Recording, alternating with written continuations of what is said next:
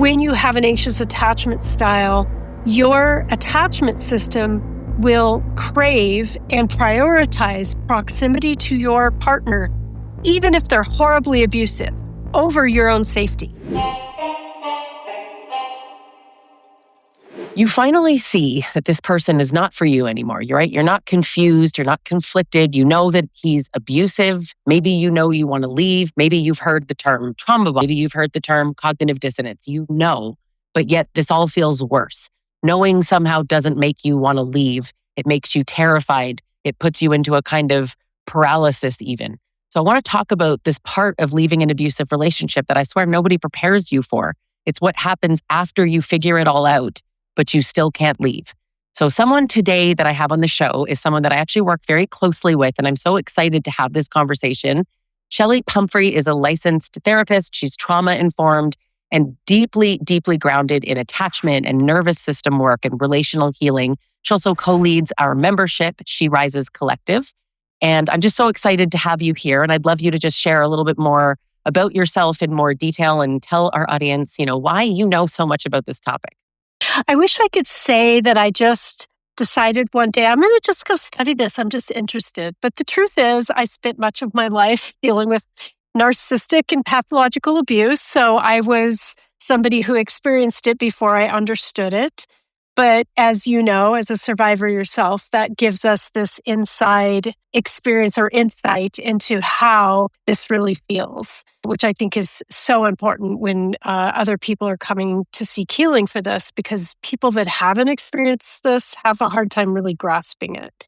So that was kind of my background, but I've also been a therapist for over 30 years now, and I've always worked with domestic violence, intimate partner violence issues, and trauma, and just kind of naturally moved in this direction. And now I do this as my primary specialty, working with survivors like ourselves. And yes, as you said, I love hosting our group together, She Rises. It fills me up so much to be able to work with other women who are going through this in all different stages of their relationship healing. Yeah, so I want to talk about this part in particular and how, it feels like it's the super glue in these relationships, right? It does. And, I think one thing I want to just start with is that there are a lot of people who talk about the different ingredient or like different aspects of a trauma bond. It's like an addiction thing. It's like you're going through withdrawal, like all this chemical stuff happening in your body. And then other people talk about it in very focused on cognitive dissonance, which is a part of it for those of us who understand cognitive dissonance. And I look at it as like, there are all these aspects happening. And it can be biochemical in our bodies. It can be the cognitive dissonance where we are in this analysis paralysis of, is this person good or bad? Is this abusive? Or is this just your run-of-the-mill, relationship with some conflict here and there? Should I stay or should I go? But I dive in on a deeper level into attachment theory and why it feels like we are like pulling a limb off to leave this relationship. Like even physically, it feels that way. It does. I used to say that. It literally felt like I was cutting off my left arm. It was the worst possible feeling in the world. And as I started learning about what this was and it's a trauma bond. And I first heard that term from my therapist, actually. I know a lot of people learned that word on TikTok, perhaps from me even, but I learned it from my therapist. And for a moment, I was like, oh, that's what it is. Perfect. Now I know what it is. I'm not crazy. And yet I still wanted this person. So I know this is like a cliche thing to say, but insight alone does not create detachment. It's so true. It's like there's this moment that you start to see what's going on and you have language for it, but it doesn't mean that just because you see it now that you suddenly go, okay, now I can work through this and let this person go. Somehow the awareness almost makes the attachment feel stronger. Like the amount of people that say to me, no, okay, fine, I'm trauma bonded, but I also love him. Where I have a viewpoint that's not, I don't want to discount anybody's feelings and just say you don't love him, but you love the fake version of him. You love the person he was pretending to be. Is that true, authentic love? I don't personally think so. Right. you're spot on with that. I love that you're highlighting this particular moment in these relationships where, most people go through what I call the discovery phase, where, and sometimes that can be like, usually that starts early in the relationship, even though it may not be until 20 years later that we're like, oh, I saw the red flags right in the beginning. They showed me exactly who they were, right? So, but the discovery phase is like when we are starting to really question what is happening here. And most of us go on social media, we read all the books, we get our PhD in narcissism or whatever, diagnosis we think we're dealing with. We try to figure out why our partner's acting like this because it's so crazy making. And it is like the more awareness we get, especially early on in this discovery process, the more we freak out. Because I think the way I see it, first of all, if we look at it through the lens of cognitive dissonance, for those of you that aren't aware, cognitive dissonance is a very unique trauma symptom that people that are being abused by people who are pathological with a cluster B personality disorder like narcissism, sociopathy, or like a psychopath, we start to see their Jekyll and Hyde behavior. We become confused and we feel this kind of constant loop of indecision of, is he good or bad? Are they abusive or are they kind? Is this my soulmate or is this my abuser? Should I stay or should I go? It feels like analysis paralysis. We can't decide what's good or bad, what's right or wrong. And when we are in cognitive dissonance, it's like we go down one road of all the positive things about our partner or the other road of all the negative things about our partner. And when it's very heightened, like if we go down too much negativity, we get freaked out. We're like, oh my God, if I think about this, then I have to leave. So then we start idealizing them again and thinking of all the positive memories. And it keeps us, or they do something nice and like apologize or love bomb or like bring us back in. And we're like, see, everything's going to be fine. And then the abuse happens again, right? Yeah, that relief that you get from the intermittent kindness, it's what puts you in this whirlwind because it's such an oscillation. We know the behavior is hot and cold, so it kind of stands to reason. Of course, your feelings will also be hot and cold. Yes, exactly.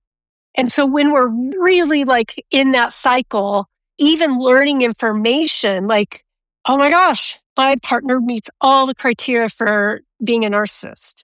And while that can be very validating in the moment when you're feeling like really like dysregulated or like confused about what just happened, you might get sucked back in on the positive side of all these memories because it's too threatening, because then you actually have to make a decision. And the decision is threatening. It might mean I have to file for divorce.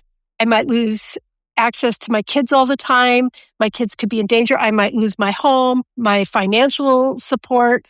I might be in danger, all of these things. So, I don't want to know that, right? So we start to feel kind of a panic, and people can go back and forth for a long time in this process, right? Yeah, I've been through it. We all have been through it, and it's painful. Right? It is. So if we apply this lens of attachment theory to this, I've done a ton of work. Like one of my specialties is working with attachment theory. And many of us out here, probably a lot of people that follow you, are at least versed or have some knowledge of their attachment style. We talk about secure, anxious, avoidant, or disorganized attachment styles. I'm not going to go into the details of that. If you don't know your attachment style, start researching it because it's a big thing to understand. My research, at least my review of research to back some of this up, is that first of all, with attachment, there is some research that shows that people coming into a relationship with, like, let's say they have a more secure attachment. If they come into a relationship where there's intimate partner violence, after the relationship ends, they will more frequently come out with an anxious attachment style. So there's some correlation there of this type of abuse leads to more of an anxious style. It doesn't mean it's 100%. Also, if you come in with an anxious style already, that's going to be more heightened as well. So I want to kind of focus a little bit on this anxious attachment style in particular with this, because in my clinical experience as well, I will say the majority of people I work with, not all of them, but a good majority of women I work with have an anxious attachment style that's showing up at least in the relationship itself, right? So I'm going to really simplify this. When you have an anxious attachment, your attachment system is all about survival, and survival means how close or how distant I am to my attachment figure. When we're children, this means our parent or a caregiver. And we learned if we were in a safe home, attachment or like our needs could be met, our relationships are kind and loving, and we can trust other people and people are trustworthy, right? In an anxious environment, we have hot, cold parenting typically. And this doesn't always mean your parent was a bad parent. It just means sometimes our needs are met, sometimes not. Kind of like what happens if you're dealing with like a narcissistic partner. Sometimes they're over the top great, sometimes they're over the top horrible, right? So the fear becomes centered around, am I going to be abandoned by my partner? When we start to feel that, anxiously attached people have something called activating strategies that happen. And this is a very like unconscious and even a physical process or feeling that people will feel. These strategies can feel like you start to feel anxious. You might start to ruminate. All you can think about is your partner. Like you can't do anything else. You might even feel a little nauseous. It's like you just feel like the ick in your body of like, I can't function until I know that things are okay with this partner. And our brain also starts to play these little tricks on us where we're feeling all of this stuff in our body. The activating strategies also can play, I just call it kind of these mental games, these tricks that our brain does to keep us focused on staying close to this attachment figure. We start to think things that tend to devalue ourselves and then idealize our partner. So the devaluation of ourselves sounds like I'm too much. It's my fault. I'm not good enough. No one will ever love me. This is the best partner I've ever had. There's no way I could have this kind of relationship again. And it's like kind of delusional thinking sometimes. It kind of gives us this tunnel vision of this is the relationship you cannot leave. And this is also cognitive dissonance kind of stuff too. We're forgetting all of the abuse in that moment. We just need to be brought closer to this partner. So we start thinking all those things and it feels panicky. It feels like I cannot function until this person is back and we have resolved things.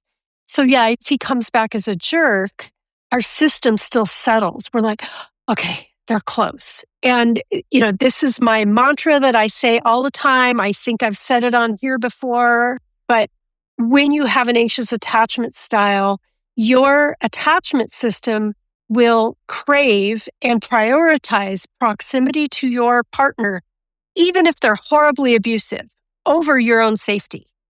That's brutal. Right?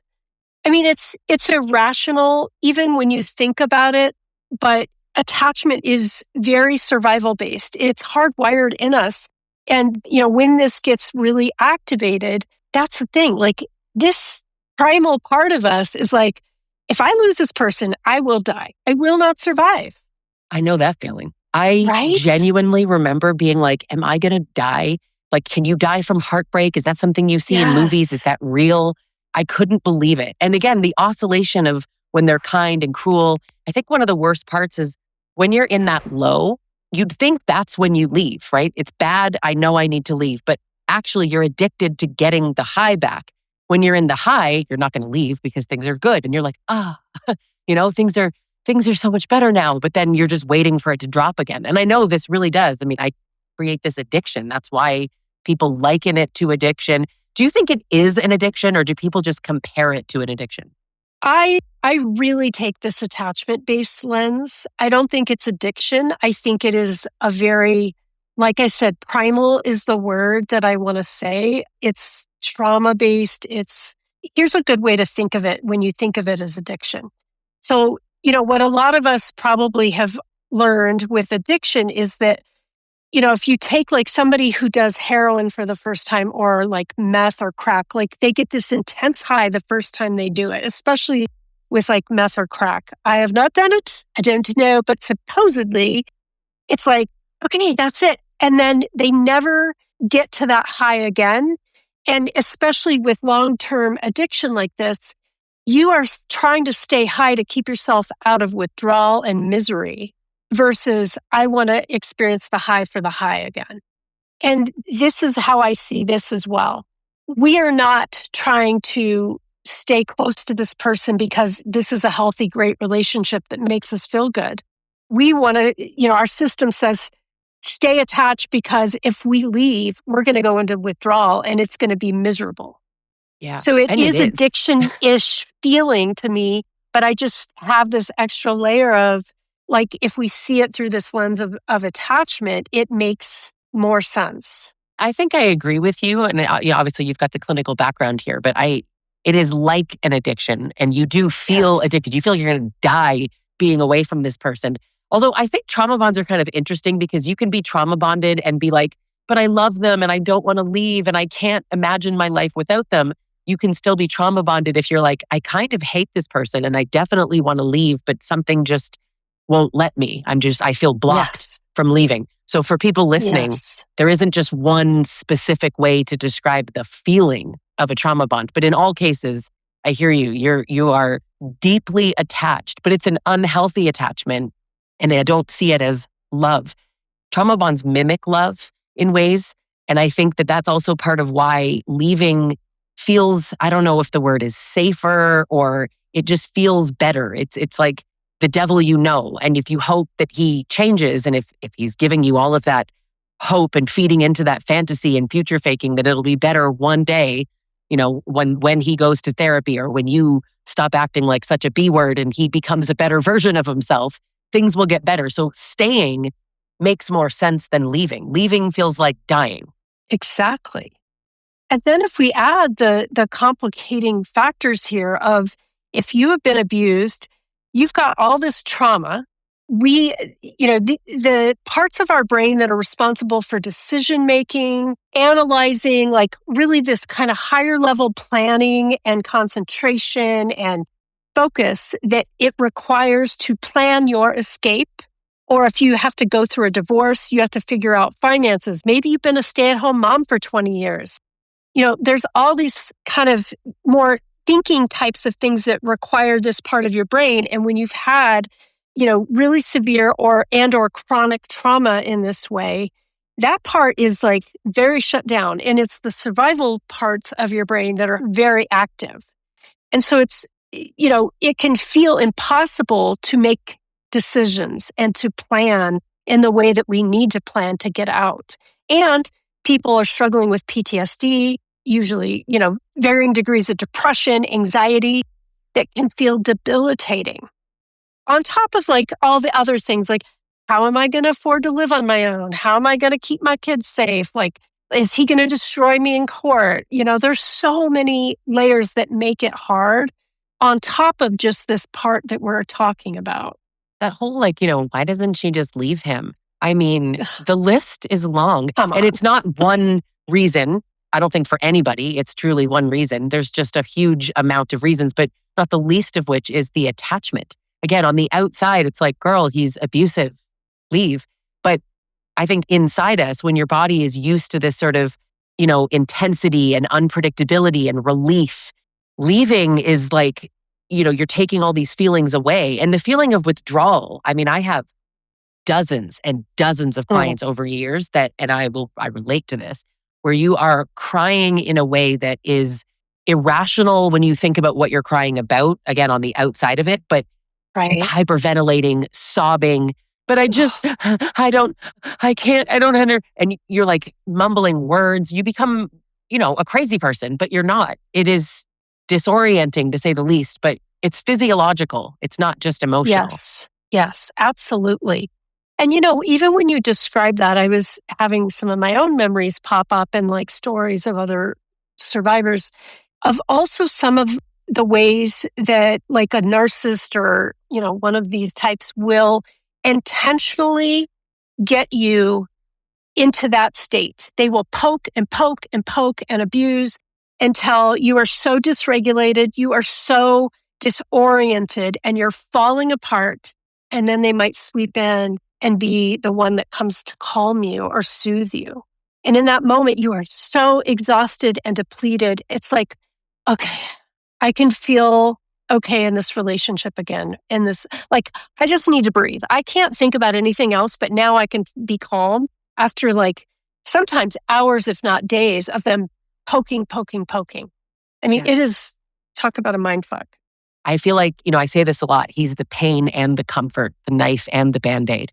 Right. And when somebody is two things to you, and I always say, this isn't a story we're talking about. This is people's lives. This is your lived experience. Yes. You've experienced the abusive version and you've experienced the sweet, kind, funny, loving person.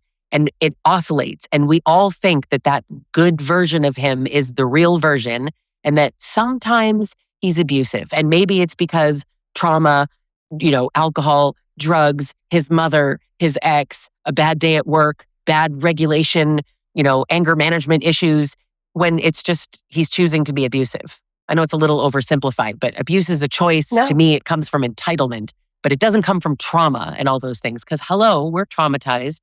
We're not abusive. Right. Yeah, absolutely. We have to see it that way, but it's easier for us to stand out here and see that. But when you're in the middle of it, we don't see that. It's so cloudy and, there's so many like psychological and emotional dynamics happening in these relationships that it's hard to see that. And even many of us have to learn that afterwards. Like, how much are we talking about that right now? Like, we're trying to get people to understand that. Yeah. That this is a choice. I'm not here to I can have compassion for people, but I'm here to center women and victims' experiences instead of, oh, well, he was really traumatized, so it was okay. Well, not that we really say that, but give him a break, Yeah. I don't think they say it's okay, but that. You're right though. We do say he's traumatized. He just doesn't get it, so he has a reason. We're looking for a reason that he's abusive instead of the impact. We're always, fluffing around with the intent and what they meant and who they really are instead of how is the abuse impacting me and what does this cost me? But that's a lot to face. Exactly. Yeah. It is. So I'll ask you this. Why do you think the absence of chaos can sometimes feel worse than the presence of harm? Leaving him feels worse than staying, even though when you stay, you're being abused. When you leave, you're not being abused, but that person is gone from your life now. Right. And I think, again, it kind of comes back to what we're saying. It's that cycle. It's my body is freaking out without this person. My mind is freaking out without this person. And even though we might know what's probably better for us, in here, it's overpowering this, that's it. And I think sometimes it is what we know.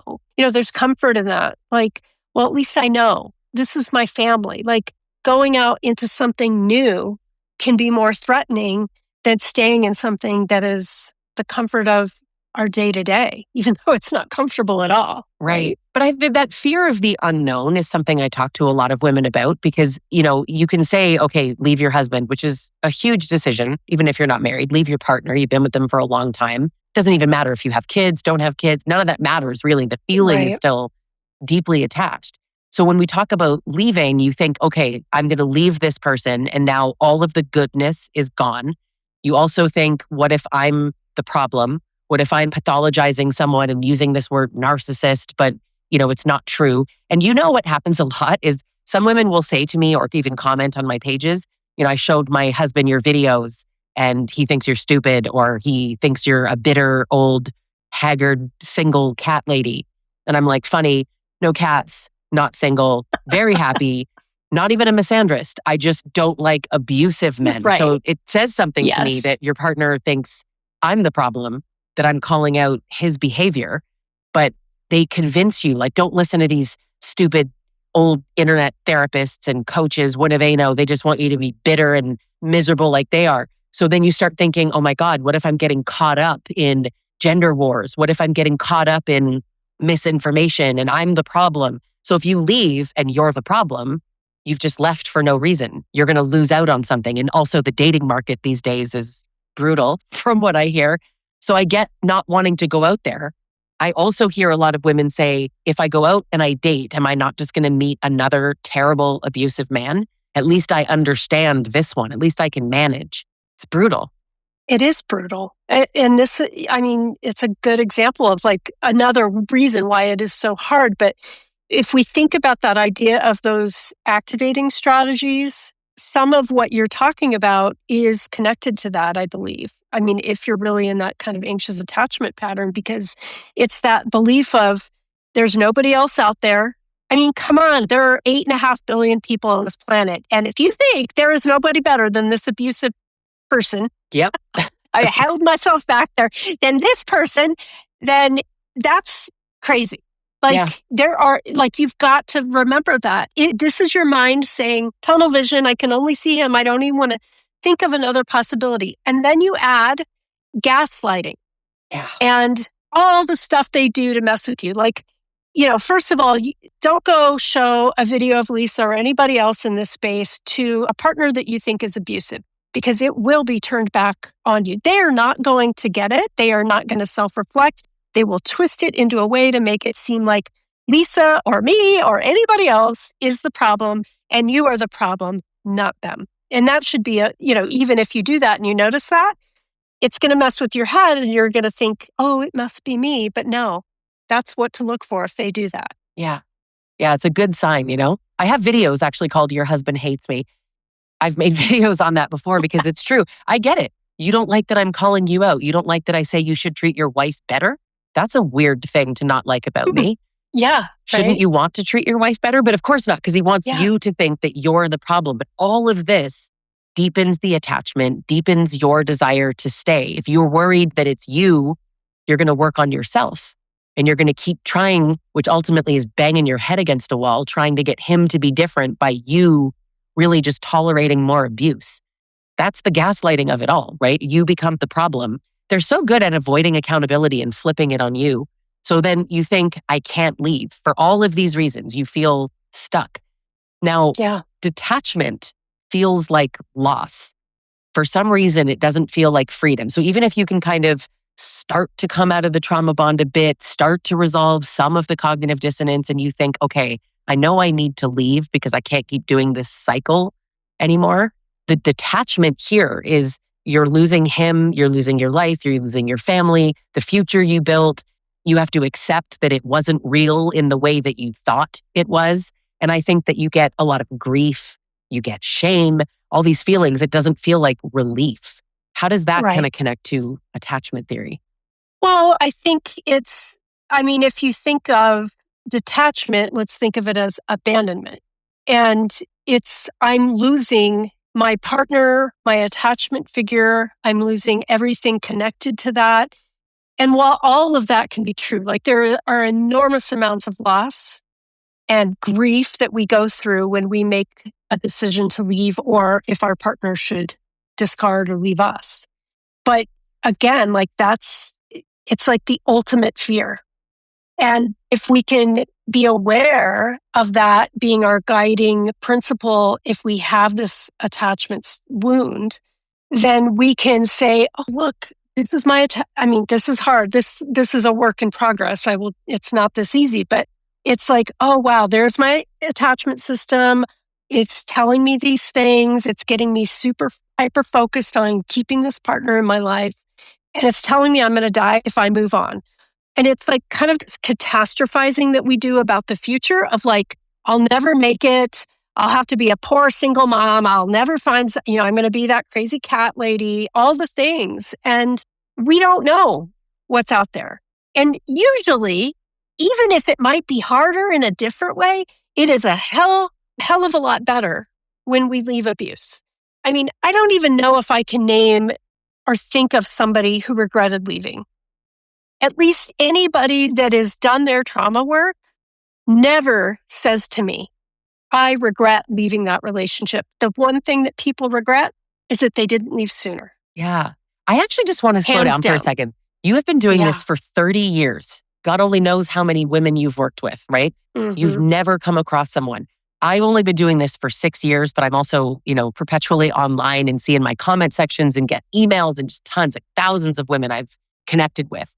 I have never heard anyone regret it. I have only heard women say that they wish they had left sooner. I think that's huge for people to see. Yes. I think two things as well. Number one, being single is better than being abused. Women who are single and frankly childless are the happiest group in the world. So lean into knowing that you will be happier without an abusive man. But also, girl, you can swing your purse at Walmart and hit 10 better men than an abusive man. Like, be so for real. Get out of here. That's so good. Abusive men are a dime a dozen. Seriously. They're worthless. Seriously. Worthless. Yeah. Just get rid of them. Get rid of them. Yeah. You need to. And I think a whole other conversation is, which we won't go into today, is also, this movement of women who are working on decentering themselves from men and just from relationships in general. And, that's a practice I've been in for the last 5 years. And let me tell you, it is the best thing I have done for my mental health and just my heart, my life. Yes. And honestly, it's me too. And I'm in a relationship. I know it's like off topic, but just hear me out. Women who are in relationships with men, it's even more important to decenter men. Don't always be thinking, what does he want? What does he need? What does he want to eat? Where does he want to go this weekend? Just relax, okay? He's a grown-up. He'll take care of himself. But in all aspects, decenter men. I love it. And it's not, men hate when we say that, right? But why? Right. Why do you insist on being the center? Shouldn't everyone be the center of their own lives? This is part of the rebuilding after you break these trauma bonds. But in it, the fantasy that we're holding on to, the life that we thought we would have, the picture. For me, it was I'm in Canada and there's an area called Muskoka that's like cottage country. And I had this vision. I don't even like cottaging. It's not really my thing. But he had this vision of sitting on a porch facing the lake. And I had this whole picture built. I don't even want that life. But also that was something that I had to grieve the loss of and shape something new and really realize, like, were we even on track for that? Future faking is brutal. It builds this fantasy of what your life could be if he had just been the nice guy you met in the beginning, if he had just gone to therapy, if he just hadn't, gone to therapy twice and called the therapist a B word and said he'd never see her again. So if he had just, but all this if, what's actually happening in your life? How do we kind of get people back into reality? Obviously resolving cognitive dissonance, but even from an attachment lens, how do you shift the attachment while you're in it? Well, I will say it's hard to shift it when you're in it because it's going to keep getting reactivated with every moment of abuse or hot, cold behavior. Now, you can build awareness, kind of like we build awareness of just this type of abuse, narcissism, psychopathy, etc. I highly recommend working with a therapist who understands attachment well. Yes. Because to me, the ideal is somebody who understands this abuse and attachment because it can, when you merge the two together, it can really help with this. But sometimes we can't find that. So you can still, there's a lot of stuff, just like you've learned a lot from Lisa or I online or through all the other people you follow or books, you can do a lot of self-awareness, self-discovery to start working on that and understanding it. But, to really do some healing work around attachment, let me say, you don't have to leave to start the healing work. You can be in the relationship and start the healing work. And that might be, that's often the thing we need to be able to leave the relationship. But, it's still like this activation of it all the time, even when you're working on it in therapy. So being away from it, but then having other relationships, like part of it is you don't want to go live in a cave. Your attachment system will never get activated if you're around only yourself all day. You may think you're fine, and then you go around some people and have a relationship, friends, coworkers, whatever, and there's your attachment system. So it is a relational thing that must be healed.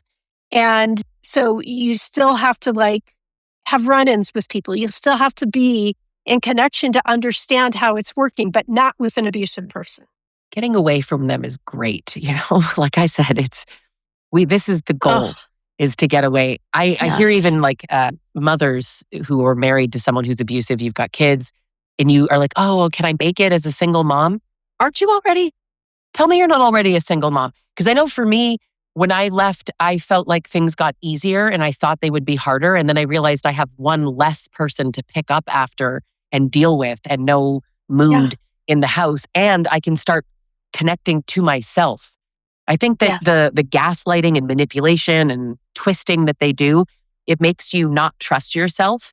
And there's something to be said for staying in the relationship, allowing you the ability to just focus on him, right? In your mind, it's like, he's the problem. So I'm going to solve him, fix him, change him, make him stop being abusive. When you leave, suddenly all the focus is back on you. So if your self-trust isn't really there, even that feels terrifying. Absolutely. And I think it's also important, like, I've lived both ways where I went through my single parenting years and tried dating here and there. And I wound up with several narcissists again. And then I've also had the experience, like, especially the last 5 years of like none, fully working on me and just being a parent and doing my life. And if I had to, like that, this part, I can't say I regret it because it taught me a lot, but I was so unhealed. Like even though I thought I was healing as a therapist and doing all this work, I did not know these blind spots that were still getting me attracted to these partners. Now I know. And I choose a life where I don't have to, again, like do all that. The mental load, the emotional load of holding all of that, especially as a mother, like when you're doing that for your kids anyway, and then you have to do it for an adult child. No, we don't need to do that. And most men don't understand how much of that women carry, let alone an abusive, self-centered man. Right. Even worse.